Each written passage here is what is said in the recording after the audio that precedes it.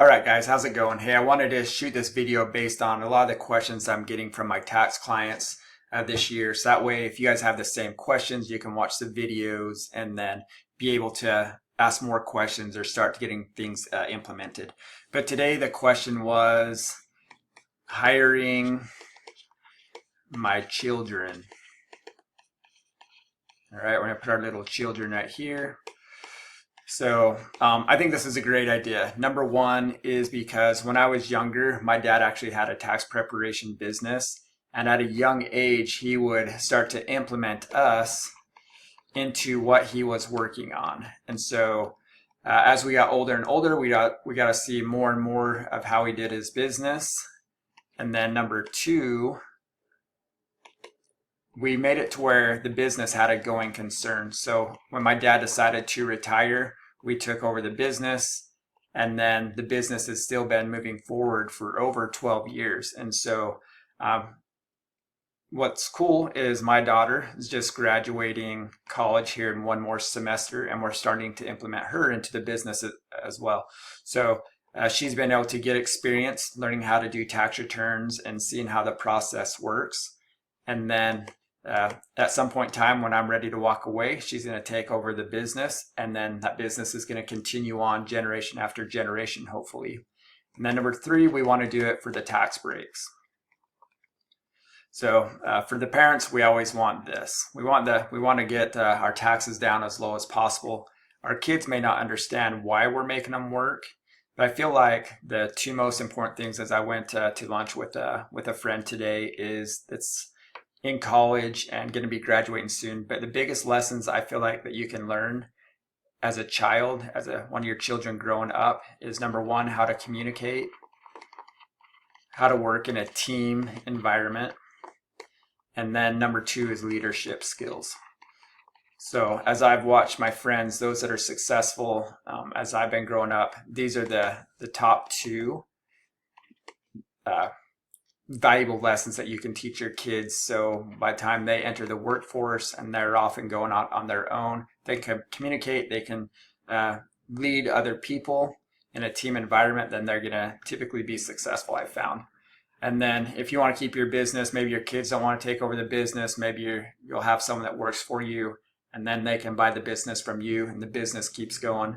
But the reason why most of you guys are asking is for the tax breaks.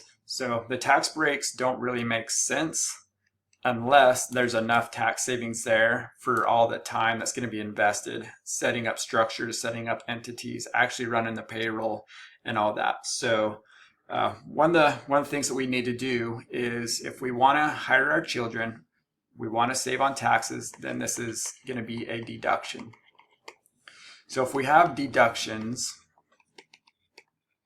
what do we have to do in order to get that deduction? That is probably the most important step. And so number one, we want to know what type of deduction we're taking. So we want to hire kids. Number two, are we already taking this deduction or not? And then how do I make this deductible? Okay.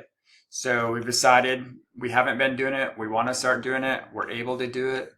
And then next, we need to look at all the steps that we need to do to implement this strategy. Okay.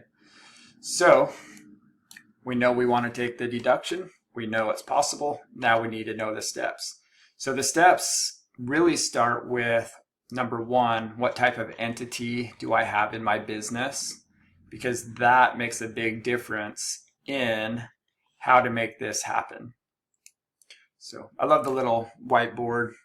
So how I typically draw things out, so we have a taxpayer, we have a spouse typically, and then we have our children over here.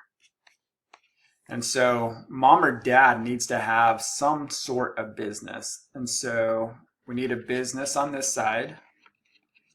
Then how is that business set up? So most small businesses can be set up as a sole proprietorship right off the bat. Don't need to really do anything besides just start going into business. And then this can typically be owned by one person. If it's owned by two, it goes into a partnership. So if we have a sole proprietorship, it's going to be owned by one person. Okay.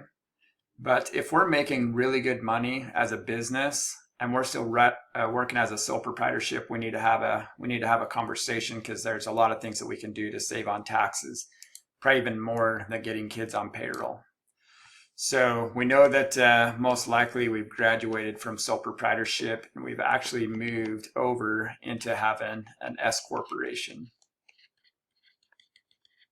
The way I like to draw this out is my little box here, and then I want to know if this is an Inc. or an LLC typically, but it doesn't really matter for this conversation. Then this S Corp, it can be owned by just one person. It can be owned by two people. So ownership here doesn't really matter. And so what we want to do is take money from our S corporation, the parent's business, and then be able to pay our children money.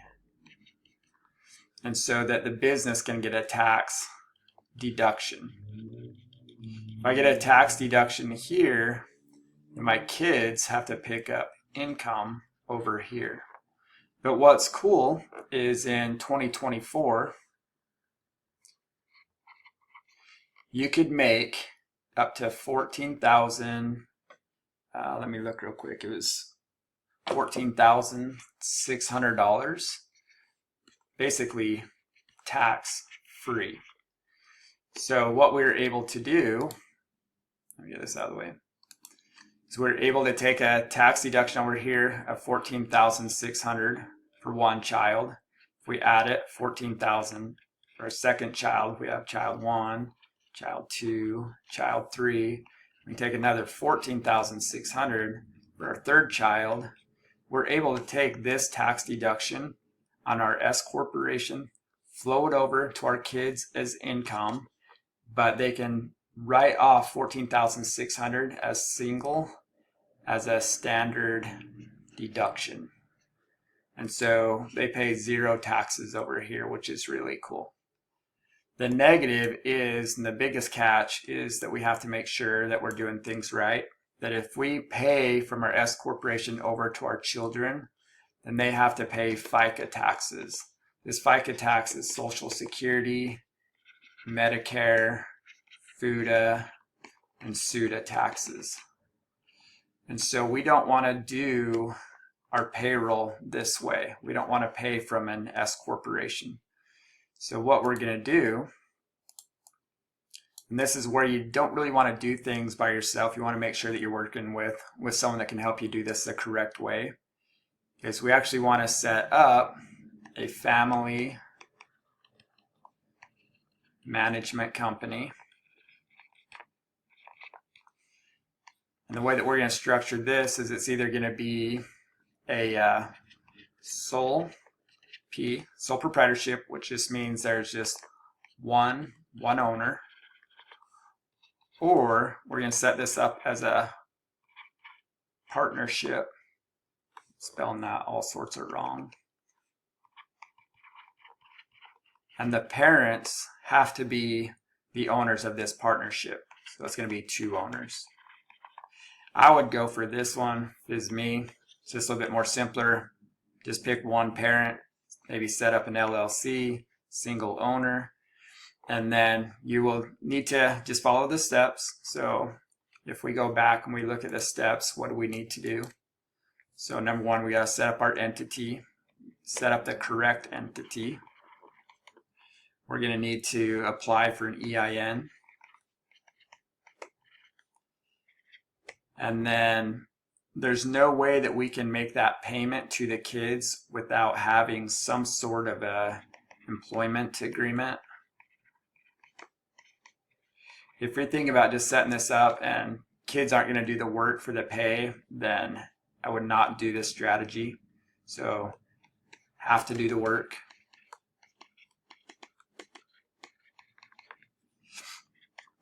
Four, you're going to want to set up payroll. And number 5, what's cool is if you do this strategy down here and we pay our kids up here, get rid of this because we know that's not the structure we want to do. Then we can deduct the first $14,600 of each pay per child. And then we also can eliminate Social Security, Medicare, and food tax. Biggest thing to watch on this is this strategy is for kids under the age of 18. If your kids are older than 18, rules change. So this strategy is for kids under the age of 18. So by doing this, we might have to set up the structure. We're going to have the kids provide some sort of service to the business. They're going to want to keep a time card. And you're going to want to pay a reasonable pay. And then you, as a business owner, let's do this in green, kind of overlapping. You're going to pay the kids money from this account up to their individual bank accounts. So you have to actually transfer the funds as well. So let's do this. Set up payroll. Actually transfer the funds. So yeah, if you follow, these are the majority of the steps to get this deduction on your side to save parents on taxes. How your kids, how do I make it deductible? I have them work for the business and then follow the steps of getting the entities set up, the structure set up correctly. If you do S Corp, you're gonna pay the FICA Medicare tax. If you go with the right sole P or the partnership, you can avoid the Social Security and Medicare tax, which is sizable. So hopefully this helps. I think this is a great strategy. I think it may be a little bit underused. But the biggest thing is when we're looking to hire our kids is really seeing, okay, what is the most valuable skills that they have? So if you have kids that are really young and they're not able to really do the work, then we always talk about kids being models for the business. I like to see my kids age 7+ and actually having them do some work in the office. So I have children at home to clean the office, to check the mail, anything around the office. They shred papers, they file tax documents. And then I'm starting to move into marketing. So we're going to start doing more marketing. So kids that can do social media is huge, big plus there. And then I also have kids that are doing my QuickBooks, making sure that my financials are ready. So every industry is a little bit different. Let's just go on and really looking, hey, what are the skills that my kids have that are going to pay the highest dollar value for their time? And if you do this, you're going to save money.